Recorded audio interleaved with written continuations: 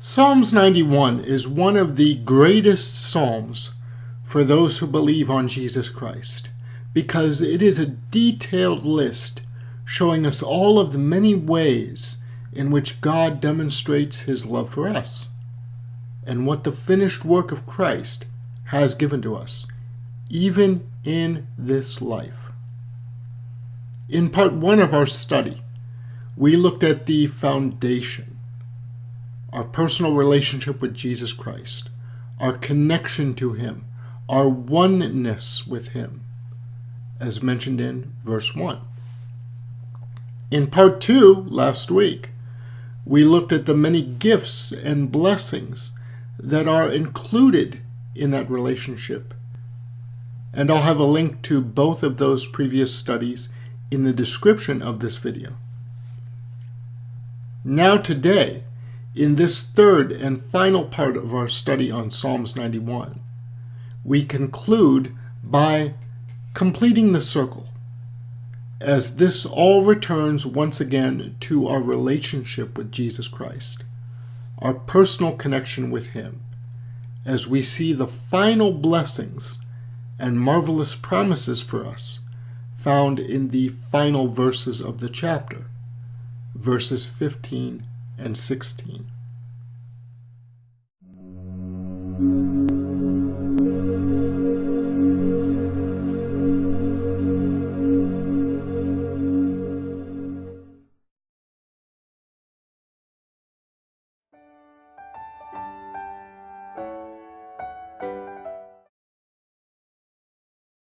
Welcome to Thriving Branch.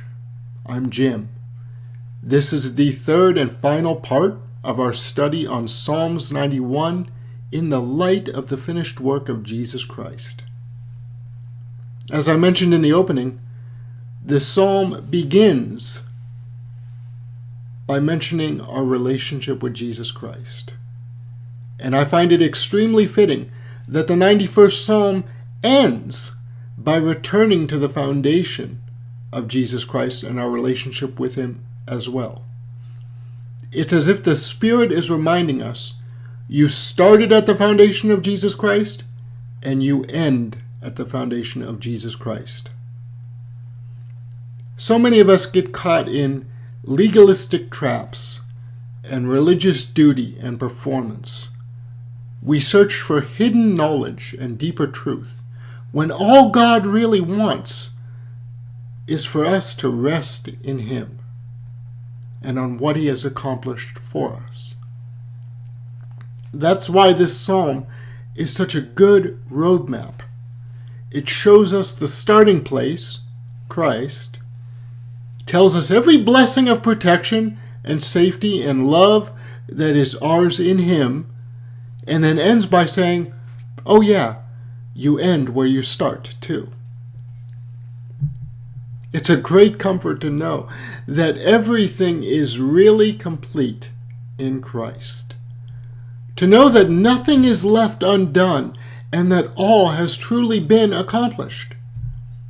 It is very liberating to realize that you simply rest and reap the rewards of what Jesus Christ has done, and that you truly can have absolute, unbroken fellowship, friendship, and freedom with God, the likes of which the Old Covenant prophets dreamed about, and even the angels longed to see, as mentioned in 1 Peter chapter 1, verses 10 through 12.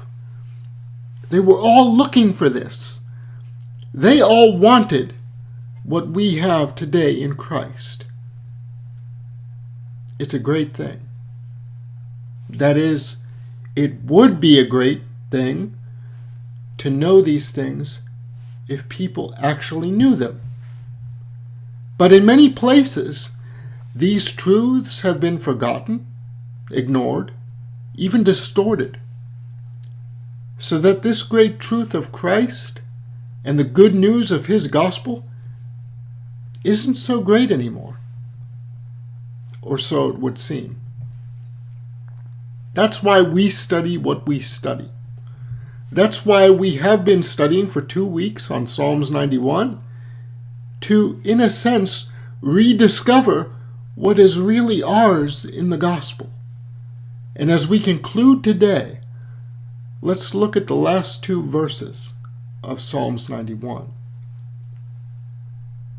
Now, as we look at these two final verses, I want you to again remember that we begin these studies at verse 1 with our personal relationship with Christ. And now here we end with our personal relationship with Christ as well. I keep mentioning that because I want it to really sink in. I want you to see the importance of such a relationship. It must be important because the scriptures themselves keep mentioning it. Look at verse 15 of Psalms 91. Verse 15. Let's read it together. Ready? 1, 2, read. He shall call on me, and I will answer him. I will be with him in trouble. I will deliver him and honor him. See the personal words of a loving God directly to you. Some people think that when they sin today, God will close his ears and not listen to their call. If he did that, by the way, no one could ever be saved. I mentioned that last week. If God closed his ears to sinners and only heard the call of the saints, then there would never be any saints for him to hear. I want you to see in this verse that there are two wonderful assurances being mentioned here. First, if we call, he will both hear and answer. Obviously, if he answers, that means he must have heard to begin with. And then he tells us what the answer is. And it might surprise you that it's not a maybe or a sometimes yes and sometimes no, as many people think it is.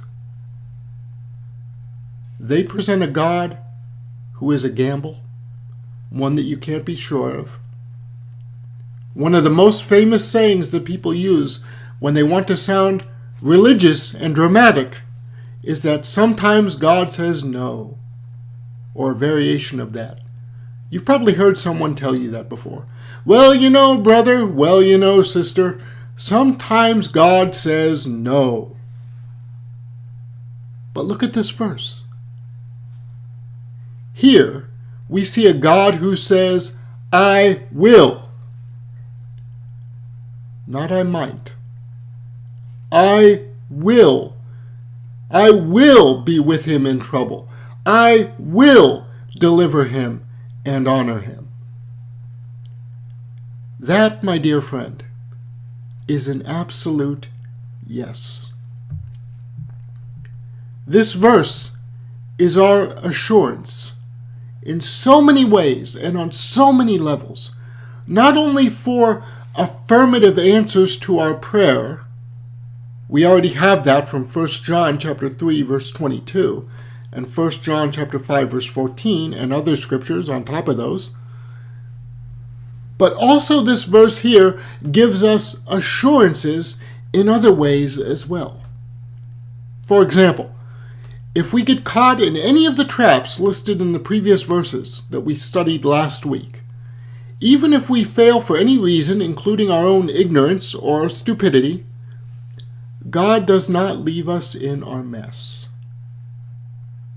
He does not say, well, you caused it, so you deserve it. I mentioned that last week too. Some people think that if you are the cause of your mess, God will leave you in it. Some people think that. They'll say, well, you reap what you sow, after all. But here, we see a God who will deliver. Who will deliver you. He loves you enough to save you and even honor you on top of that. That's pretty amazing. And then we have verse 16. with long life, I will satisfy him and show him my salvation.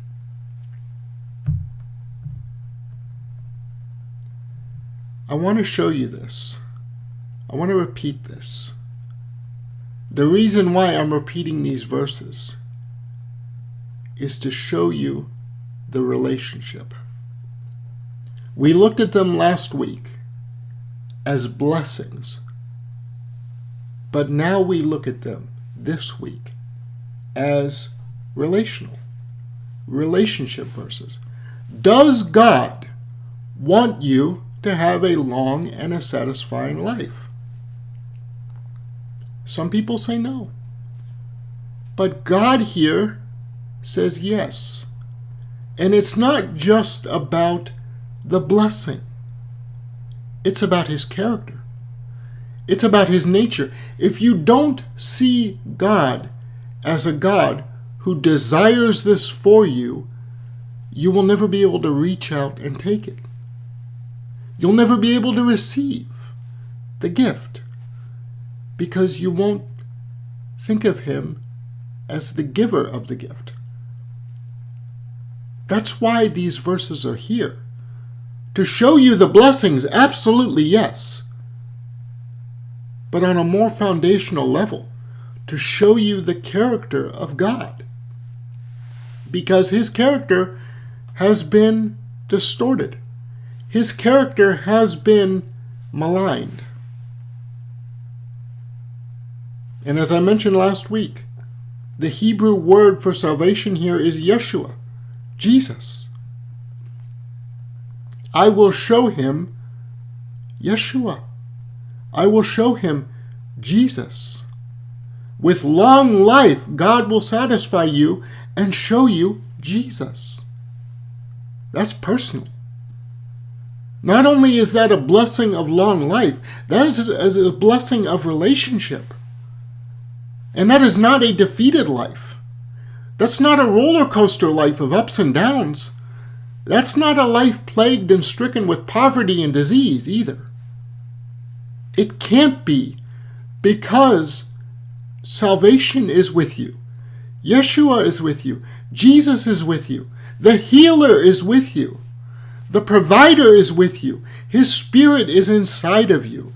He is the one with you, and he is one with you in divine covenant and relationship. Oh, my friend, I pray that you are seeing this today and that you grab a hold of it. And that you don't spend a minute longer living below your value and your destiny in Christ. Why can you have a long and satisfying life filled with all of the blessings that we studied these last 3 weeks? Why can you have a relationship close to God? Not being afraid of him, not being distant from him in even the smallest degree, but you can have a life of oneness with God. Why? Why? Quite simply, Jesus. He is your assurance of every single one of these promises.